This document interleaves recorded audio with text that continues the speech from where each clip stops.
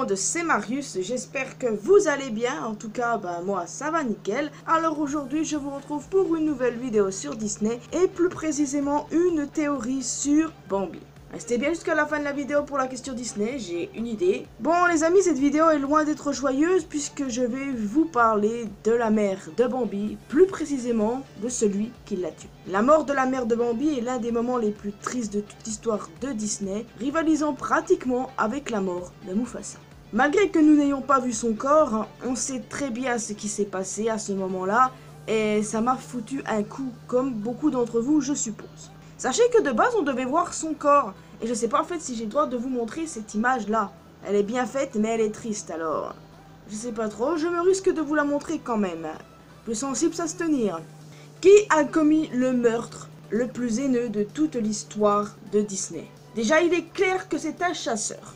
Mais pour beaucoup de personnes, il s'agit d'un personnage qu'on connaît très bien.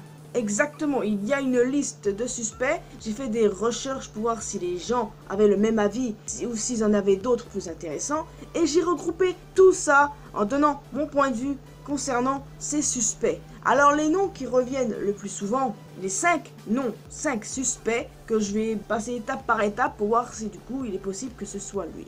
Il y a Gaston de La Belle et la Bête, le juge de mort de Qui veut la peau de Roger Rabbit. Oui, ça aussi c'est Disney. Amos Slade de Rox et Rookie, Ambert le chasseur de Blanche-Neige et les 7 nains, et pour finir, un suspect dont on n'entend pas souvent parler mais que j'ai trouvé intéressant, Percival McLeod de Bernard et Bianca au pays des kangourous. Bien entendu, nous allons procéder étape par étape. Et je n'ai pas mentionné Clayton parce que à mon sens, non, c'est pas un suspect potentiel. J'ai trouvé que les 5, c'est intéressant que j'en parle. Et Percival McLeod, c'est un nom qui est revenu sur un site que j'ai vu quand j'ai fait mes recherches évidemment. Mais les autres, c'est les noms qui reviennent le plus souvent sinon. Et on va commencer tout de suite par Gaston. Alors, Gaston en forêt de première, ce serait bien son style de faire ce genre de choses. De plus, Gaston est un chasseur. On voit chez lui beaucoup de têtes d'animaux et on peut se poser la question, mais est-ce que c'est lui qui a tué la mère de Bambi, étant donné qu'on le voit chasser une biche qui ressemble à cette dernière?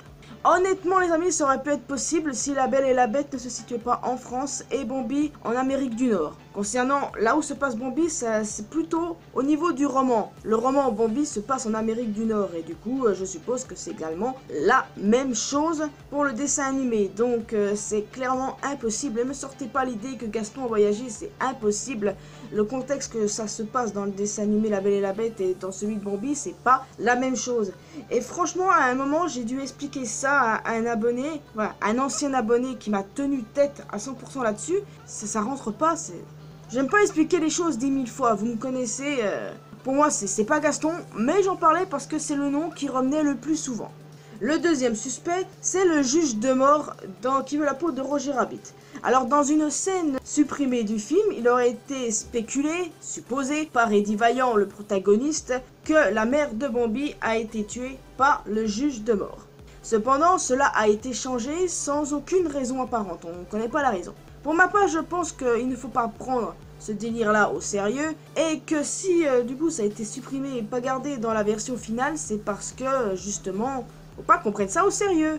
Dans le monde de Qui veut la peau de Roger Rabbit, Bambi est un film d'animation joué par des toons. Donc voilà, c'est pour ça qu'à mon sens, ça ne marche pas. Mais j'en parlais parce que j'ai trouvé amusant de le mentionner, puisque c'était ce qui a été mentionné de base. Bon, il n'y avait pas vraiment de confirmation, c'était une supposition du héros. Le troisième suspect, Amos Slade de Rox et Rookie. Alors lui, c'est un sérieux candidat quand on y réfléchit bien. Les styles des deux films, Rox et Rookie et Bambi, se ressemblent et beaucoup de fans pensent que ces deux films se passent dans la même forêt, dans le même univers. C'est plutôt intéressant. Cependant, Amos Slade est un personnage sympathique, un méchant repenti. Un des rares méchants de films d'animation Disney est devenu gentil. Le premier étant John Silver. Non, je dis le premier, mais c'est plutôt le deuxième en termes de sortie de film. Vous voyez ce que je veux dire?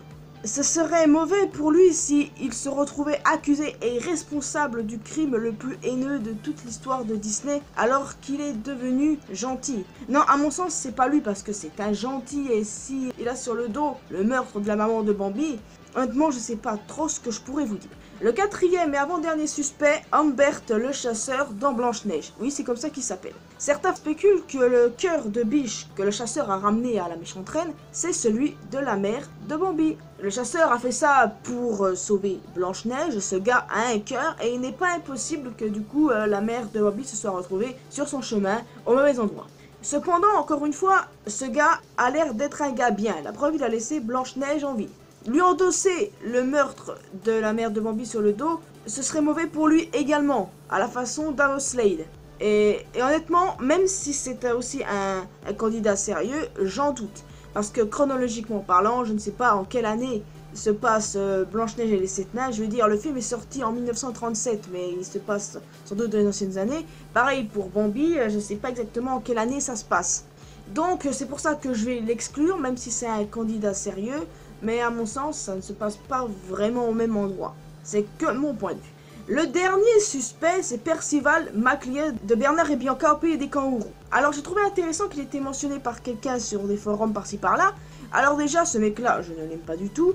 Et sur le coup, je le vois plus comme un braconnier. Mais bon, j'en parle quand même parce que je l'ai vu son nom. Alors oui, c'est comme Clayton, mais Clayton, j'en parle pas parce que c'est un braconnier. Le truc, c'est que je n'aurais pas parlé de lui parce qu'à mon sens, mon avis, c'est un braconnier et je n'aurais pas mentionné son nom si ce que j'ai trouvé n'était pas pertinent. En fait, le truc, c'est qu'il y a un caméo de Bambi et sa maman dans le premier film. Mais bon, le deuxième se passe en Australie. Cependant, McLeod a très bien pu voyager entre-temps et aller en Australie dans le deuxième opus. J'ai trouvé ça perturbant de voir Bambi et sa mère dans Bernard et Bianca, et perturbant encore plus que le méchant du deuxième film qui soit un chasseur, d'après moi, enfin braconnier surtout. Et je me dis, c'est également un candidat potentiel, parce que c'est un enfoiré de première, et voilà, à mon sens, c'est un bon candidat. Le problème, c'est que ce mec est un braconnier et qui chasse plutôt des animaux exotiques, pas des animaux lambda. Les biches, les cerfs, les lapins, tout ça, ce sont des animaux lambda que tu peux chasser en tant que chasseur. Mais braconnier, c'est illégal parce que tu tues des animaux exotiques. Donc, c'est pour ça que d'un côté, j'exclus ce mec. Même si c'est quand même bien pensé, notamment avec le caméo de Bambi et sa maman dans le premier film. Les plus enfoirés de ces personnages qui sont susceptibles de commettre ce genre de meurtre affreux qu'on peut endosser sur leur dos sans problème, c'est Gaston, le juge de mort, ainsi que Percival McLeod.